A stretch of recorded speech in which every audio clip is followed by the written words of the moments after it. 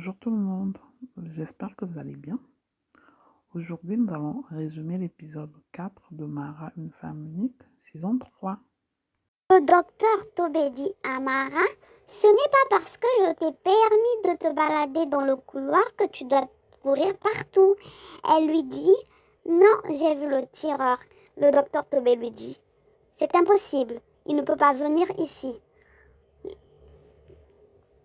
Il est recherché par la police. Peut-être qu'il est venu récupérer le cadavre de sa femme. Mara qui lui dit, je l'ai vu. Le docteur Tobé qui dit, Mara, repose-toi. C'est le départ populaire. Elle prend sa valise. Elle dit à sa femme de ménage, Julieta, de bien prendre soin de la maison et que si sa belle-fille Daniela passait, demander après elle qu'elle dise qu'elle est partie à Paris. En sortant de la maison, elle croise Daniela sur son chemin. Daniela lui dit que Johanna m'a tout dit. Puis Pilar demande à Daniela de rentrer avec elle pour qu'elles en parlent. Daniela demande à Pilar, je veux des explications. Pourquoi ma fille Johanna envoie-t-elle des mails à un mort? Et Pilar lui répond, ça me fait de la peine. Daniela lui dit, de la peine? Puis Pilar fond en larmes. Elle dit que Luis Miguel est mort de cette affreuse manière. La pauvre Johanna a subi un tel choc. Et Daniela lui répond, donc tu lui as dit que son père n'est pas mort et qu'il doit se cacher parce qu'il est recherché par des gens méchants? Pilar lui dit, non, elle était dans le déni. C'est une histoire qu'elle s'est inventée toute seule. Parce qu'elle n'a pas vu son père mourir. Daniela dit à Pilar, tu l'as alimenté. Et que c'est à Pilar de réparer ce qu'elle a causé. Daniela dit à Pilar de le faire aujourd'hui. Pilar lui dit, c'est impossible, je ne peux pas, j'ai un avion, je suis déjà en retard. Dès que possible, à son retour, elles en parleront. Et Daniela lui dit, dès que possible. Et Pilar lui dit, tu dois aussi penser à moi, je viens de perdre un fils. Tu vas le pleurer à Paris? Pilar lui répond, en l'attrapant par le bras. Elle lui dit, je ne t'autorise pas à remettre en cause la douleur que j'ai reçue et qu'elle ressent toujours. Daniela lui dit, d'accord. Elle veut juste aider Johanna. Pilar lui dit, moi aussi. Puis elle s'en va.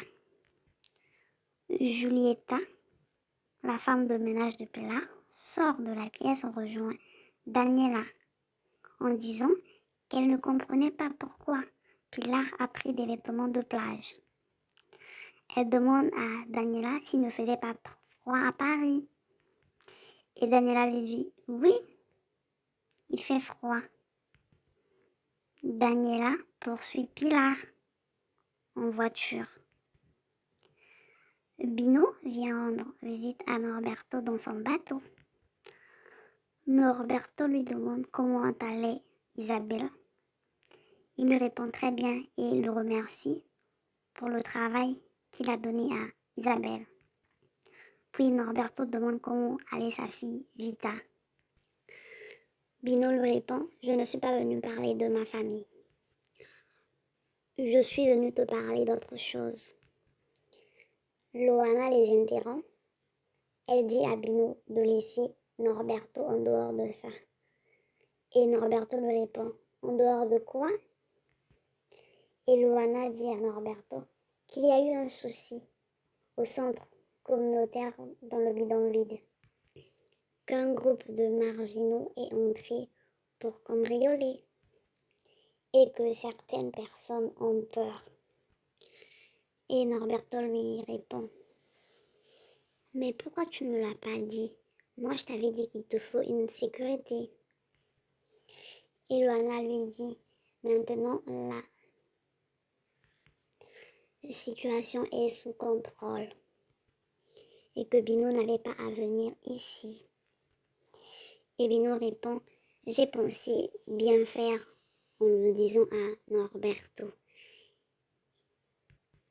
Et Norberto dit à Luana, Mara aussi croyait bien faire en se baladant sans sécurité dans le bidonville. Norberto demande si Luana ne cachait pas quelque chose d'autre. Luana et Bino rentrent dans le bidonville. Luana reproche à Bino d'être passé voir Norberto. Et Bino lui dit que je ne veux que t'aider. Elle lui dit qu'il peut se débarrasser de Xavier seul et que Bino ne doit pas s'en mêler. Bino lui dit que l'arrivée de Xavier la rendait triste. Bino demande à Loana s'il se trompait. Loana lui dit qu'elle sait résoudre ses problèmes seule. Bino demande à Loana si elle n'avait pas confiance en lui. Bino dit à Loana que ça faisait longtemps qu'ils se connaissent.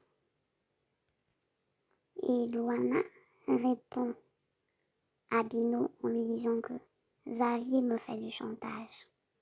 Il veut que je lui donne 100 000 $. Et Bino lui répond que quoi?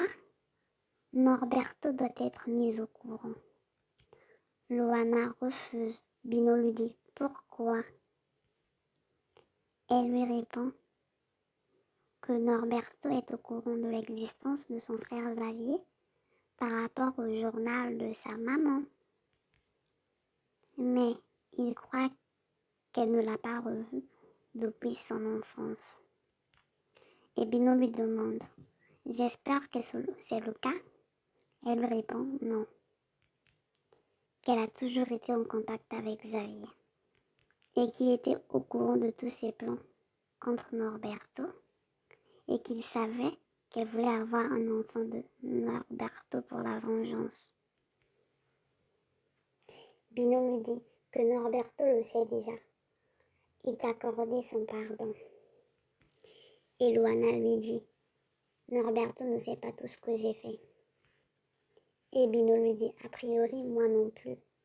Je ne le sais pas. Et Luana lui dit pour honorer la promesse que j'ai faite à ma mère, j'ai fait des choses pas bien. Et Luana demande à Bino de ne pas la juger parce qu'elle a fait des choses à Leila. Et Bino lui demande que va-t-il se passer maintenant? Elle lui dit la seule façon de le résoudre, c'est de donner 100 000 $ à Xavier. Bino dit à Luana, tu connais ton frère mieux que moi. Je crois qu'en lui donnant de l'argent, il se taira. Et Luana demande à Bino s'il avait une autre solution. Luana reçoit un message de Xavier. Elle le montre à Bino. Luana dit à Bino que Xavier n'abandonnera pas. Luana et son frère Xavier se donnent rendez-vous au bord de l'eau. Xavier demande à Luana si elle avait ramené de l'argent.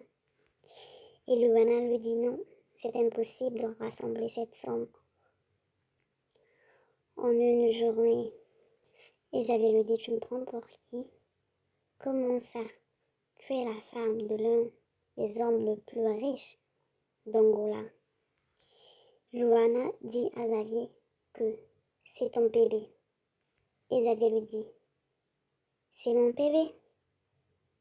Le bébé il a un nom et il s'appelle Leila. Leila Barbosa. Xavier prend son téléphone puis lance un appel. Et Luana demande à Xavier qui tu appelles? Xavier lui dit mon client. Xavier dit à Luana en tant que garant de la sécurité, je dois prévenir mon client d'une attaque. Et Luana demande à Xavier de raccrocher son appel qu'elle lui donnera cette somme. Xavier continue de parler à Norberto en lui disant qu'il sait ce qui s'est passé à l'hôpital de Lisbonne. Il dit qu'il part pour Bangla. À son retour, ils parleront des mesures de sécurité. Xavier demande à Norberto de saluer sa fiancée. Et Xavier raccroche son appel et dit à Luana, tu n'as qu'une semaine. Tu n'as qu'une semaine pour trouver cet argent. Puis il s'en va. Noza a une conversation avec Arsenio au téléphone. Elle lui dit que Mara va bien, gloire à Dieu, et que le bébé de Clara est né. Elle s'appelle Maria. Et qu'à son avis, Concha sera prête à ouvrir une pouponnière chez elle à la maison. Elle lui dit encore que l'ingénieur Georges et Yolanda vont bientôt se marier et qu'elle voit un autre mariage arriver parce que son fils est fou amoureux de la femme de ménage de Georges, Irina. Arsenio lui répond que j'aurais bien aimé te donner des bonnes nouvelles de notre côté. Mais ici, depuis la soirée de fiançailles, rien ne va pas. Il dit que Luana est très différente depuis la soirée. Apparemment, il s'est passé quelque chose. Elle est très nerveuse. Il croit bien que le jour qu'ils vivront en paix n'arrivera pas.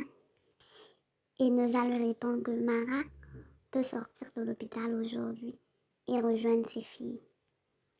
Et que les filles de Mara sont très heureuses. C'est comme si elles savaient que leur maman devait rentrer aujourd'hui. Ritinia va rendre visite à Mara dans sa chambre. Ritinia demande à Mara si elle s'en allait. Mara lui dit oui, le docteur m'a autorisé de sortir. Mara lui demande pourquoi elle n'était pas dans sa chambre. Ritinia lui répond qu'elle s'ennuie, que ses parents ne sont pas passés lui rendre visite. Elle a essayé de les appeler mais personne ne répond. Ritinia dit encore que si sa mère ne lui donnait pas la moelle, elle ne sortira pas de l'hôpital. Mara lui dit de ne pas s'inquiéter, qu'on trouvera un donneur. Le docteur Tomé les rejoint et il dit à Ritinia de repartir dans sa chambre, qu'elle ne devait pas sortir de sa chambre. Il lui dit de repartir et il viendra lui raconter quelques histoires. Elle lui répond, d'accord, c'est toujours pareil, Ritinia va dans ta chambre, Ritinia va dans ta chambre. Mara demande au docteur Tomé si on n'a pas encore dit à Ritinia que sa maman était morte et que son papa est recherché par la police.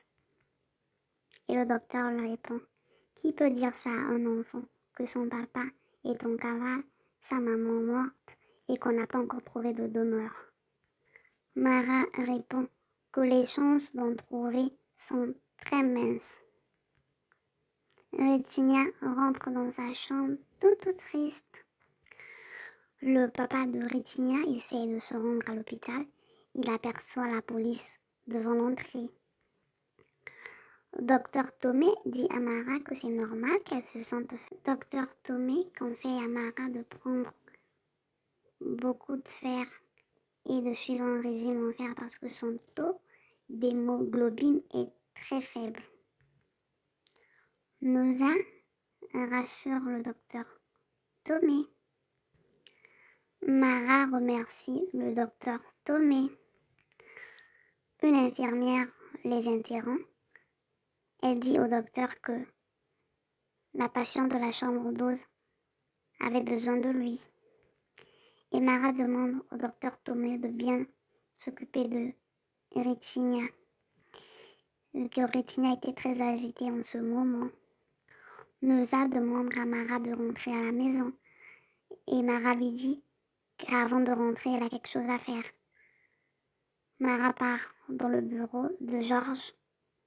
Georges est en réunion avec Enrique, le professeur, et le docteur Cruella, alias Benita. Enrique dit que le tireur s'appelle Carlos Oliveira. C'est un chauffeur de taxi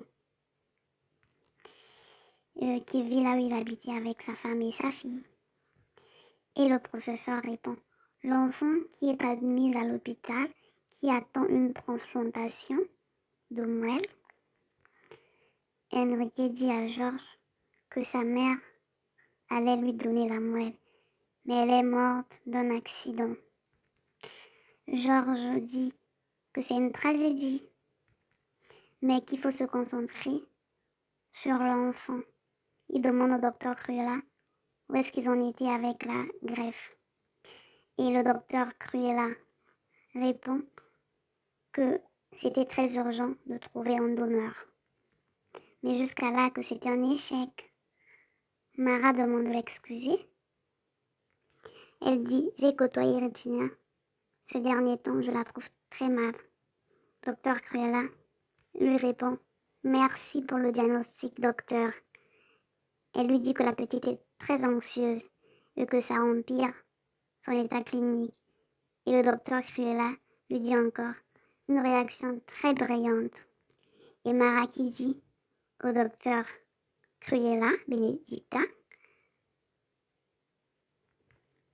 tu as un problème, docteur. Tu as mal dormi? Puis elle continue en disant que Regina a besoin de son père. Elle veut le voir. Et Enrique lui dit que son père est toujours en cavale.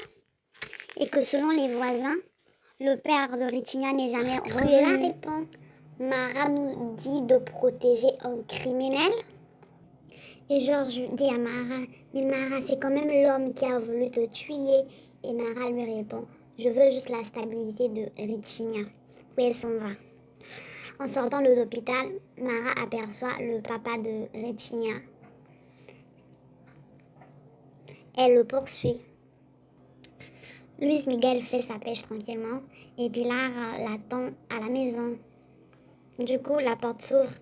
Elle dit « Bienvenue mon fils, j'espère que tu as pêché quelques poissons. » Et c'est Daniela qui répond « Magnifique endroit, Pilar, c'est un paradis. » Elle lui dit « Dommage que ça soit loin de Paris. » Mara rattrape le tireur et lui demande de ne pas s'enfuir parce que personne ne l'a vu.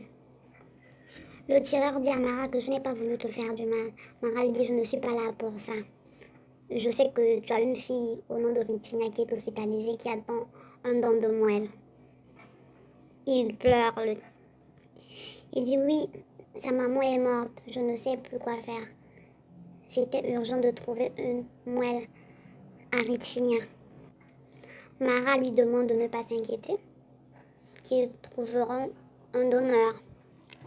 Le tireur donne la pelote de laine à Mara pour que Mara la donne à sa fille Regina qui veut faire l'écharpe à son père. Pilar demande à Daniela comment elle a fait pour la retrouver. Daniela lui dit c'est facile, je t'ai juste suivi jusqu'à l'aéroport. Et Daniela lui dit c'est moi qui vais poser les questions. Pilar dit à Daniela qu'elle voulait s'éloigner, s'isoler. Et Daniela lui dit sur une île au milieu de l'Atlantique. Pilar lui dit que le bonheur des autres l'étouffe. Elle demande à Daniela si elle trouvait ça bizarre et Daniela ne répond pas du tout, si le dégoût est vraiment sincère. Et puis Pilar dit à Daniela, tu prends toujours plaisir à me blesser. Et puis Pilar lui dit, c'est vrai qu'on n'a jamais été les meilleurs amis du monde. Daniela lui répond, oui, on ne l'a jamais été. Tu as voulu te débarrasser de Johanna et tu m'as utilisé pour séparer Mara de Luis Miguel. Daniela demande à Pilar à qui appartenait la veste. Pilar lui dit à mon ami. Il a oublié ici. Menteuse Pilar. Elle est à Luis Miguel parce qu'il n'est pas mort depuis le début. Pilar lui demande tu hallucines? Elle lui dit non. C'est elle qui parle. Normalement, Luis Miguel revient à cette heure-ci sans poisson. Vous restez ici, vous jouez des cartes, vous vous promenez. Les habitants disent qu'il a été blessé et il a perdu la mémoire dans un accident où toute sa famille est morte. Daniela lui dit, tu veux aussi que je développe ce que l'inspecteur a découvert? Elle lui dit, non, ça suffit. Et Daniela lui dit, maintenant on peut parler de ce que sera notre vie. Et puis là lui répond, notre vie? Luana dit à Bino que le délai de Xavier est arrivé à échéance. Si elle ne donnait pas de l'argent à Xavier, il dira tout à Lila. Bino lui dit, tu ne dois pas laisser Xavier te manipuler. Luana dit à Bino qu'il ne reste que 2 jours. Et Bino lui demande de rentrer chez elle et d'y réfléchir. Elle rentre chez elle et trouve son fiancé Norberto. Elle lui dit que je ne te mérite pas, j'ai cette impression. Et Norberto lui dit pourquoi? Nous avons 2 enfants, c'est réel. Moi je t'aime. On a été longtemps séparés par la haine. Ce que nous vivons est sincère. Luana demande à Norberto pourquoi il ne résiliait pas son contrat avec Xavier par rapport à ce qui s'est passé à l'hôpital. C'est une très bonne compagnie de sécurité et qu'ils avaient des bonnes références. Luana lui dit, t'as failli perdre Mara et tu dis que c'est une très bonne compagnie de sécurité. Norberto lui dit, tu as raison, j'en parlerai avec Xavier avant de résilier le contrat. Et Luana lui dit, je t'ai vu résilier beaucoup de contrats. Yolanda travaille déjà chez Concha. Elle crie sur les employés. Rafaela donne à manger au bébé et Leandro lui demande de déposer son verre de vin. Leandro paraissait énervé et Rafaela lui demande s'il est énervé à cause du verre de vin ou à cause c'était Sarah. Il s'excuse et lui dit que la maman de Marco est rentrée.